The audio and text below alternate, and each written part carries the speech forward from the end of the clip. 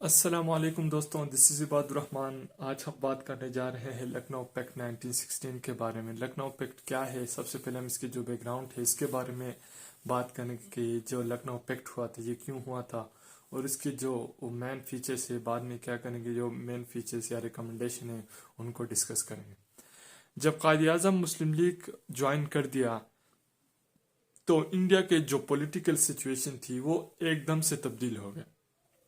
मुस्लिम league पहले ही से self rule के बारे में क्या किया था, मुतालबा किया था। अभी क्या हो गया, जब कायद आज़म की मुस्लिम लीग में शमूलियत से क्या हुआ कि मुस्लिम लीग और जो कांग्रेस थे वो एक साथ हो गए। क्योंकि इससे पहले वो दोनों जो मुस्लिम लीग और कांग्रेस है वो कभी एक साथ नहीं हुए थे, बल्कि एक दूसरे के मुखालिफ थे। दोनों पार्टियों के जो रहनुमा थे उन्होंने कहा कि हमें अपने मुतालिबात मनाने के लिए एक दूसरे से कोऑपरेट करना चाहिए। अगर हम एक दूसरे से कोऑपरेट करेंगे तभी हम कामयाब होंगे अपने मुतालिबात को मनाने के लिए। कायद आज़म हिंदू मुस्लिम यूनिटी के एक अहम सपोर्टर थे। वो कह रहे थे अगर हमने अपने बात मनवाने हैं तो हमें एक दूसरे से इत्तेफाक करना चाहिए ताकि जो ब्रिटिश है वो हमारे बात मानने पर मजबूर हो जाए। इसी वजह से कायद आज़म ने मुस्लिम लीग को मशवरा दिया कि वो 1915 का जो सालाना इजलास है वो बम्बई में मुनक्किद करें, जहां कांग्रेस भी इसका सालाना इजलास मुनक्किद कर रही थी। कायद आज़म का ख्याल था कि कांग्रेस और मुस्लिम लीग का इजलास एक जगह पर मुनक्किद करने से दोनों जमातों के दरमियान जज्बात और दोस्ती पैदा करने में मदद मिलेगी। इसी तरह दिसंबर 1916 को मुस्लिम लीग और कांग्रेस इंडिया की हिस्ट्री में पहली बार लखनऊ में जॉइंट सेशन रख दिए। इसी तरह दिसंबर 1916 को मुस्लिम लीग और कांग्रेस इंडिया की हिस्ट्री में पहली बार लखनऊ में जॉइंट सेशन रख दिए। लीग का इजलास 30 और 31 दिसंबर 1960 को केसरबाग बरादरी में मुनक्किद हुआ जो लखनऊ में था। इस इजलास में कायद आज़म ने एक अहम खिताब किया जिसमें उन्होंने कहा कि इंडियन में ये सलाहियत है कि वो गवर्नमेंट के जो अफेयर्स है उनको बेहतर तरीके से रन कर सकें, और हमें जो अपने नेशनल जो अफेयर्स इम्पोर्टेंस है उसके लिए क्या करना है ये हम बेहतर जानते हैं। बम्बई इजलास में कांग्रेस और मुस्लिम लीग की तरफ से मुकर्रर करदा इस्लाहाती कमेटियों ने नवंबर 1960 में कलकत्ता में अपनी मीटिंग में हिंदू मुस्लिम के मसाइल और आईनी इस्लाहात के लिए पहले ही एक मुत्तफिका स्कीम तैयार कर ली थी जिसको पेश किया गया। कांग्रेस और मुस्लिम लीग की इस्लाहाती कमेटी की तरफ से आईनी इस्लाहात की स्कीम तैयार कर ली गई जिसमें कायद आज़म ने अहम किरदार अदा किया था। इससे क्या किया गया, मंजूरी के लिए इजलास के सामने रखा गया था।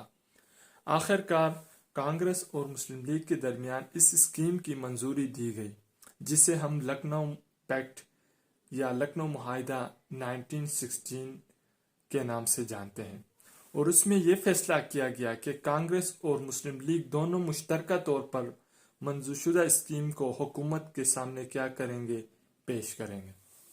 अभी हम बात करेंगे जो लखनऊ पैक्ट है उसके जो मेन फीचर्स हैं उनके बारे में क्या करेंगे, बात करेंगे।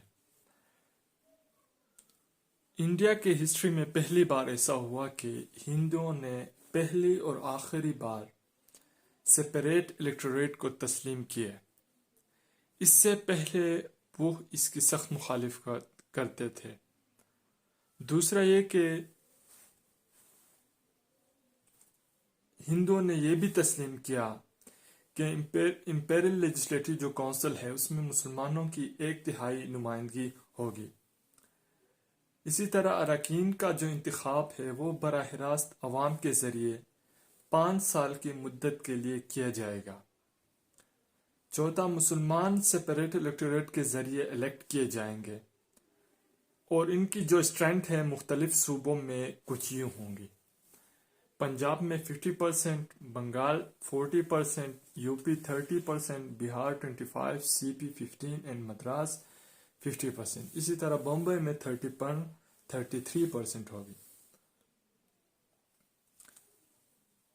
इसी तरह ये भी फैसला किया गया कि कोई भी जो नॉन ऑफिशियल मेंबर हैं उसको बेल और जो रिजोल्यूशन है वो बेल और जो रिजोल्यूशन है उसको प्रेजेंट नहीं करेगा। बड़े सूबे में लेजिस्लेटिव काउंसिल की स्ट्रेंथ 125 होगी और जो छोटे सूबे हैं उसमें 50 एंड 75 के दरमियान होगी, मतलब 50 और 75 के दरमियान जो लेजिस्लेटिव काउंसिल की जो स्ट्रेंथ होगी वो 50 और 75 के दरमियान होगी। इसी तरह ज़्यादा से ज़्यादा जो अख्तियारात हैं उनके साथ सूबों को क्या दी जाएगी, सूबाई खुद मुख्तारी दी जाएगी। सूबों को टैक्स लगाने के लिए, कर्जों में इजाफे और बजट पर वोट देने का इख्तियार होगा।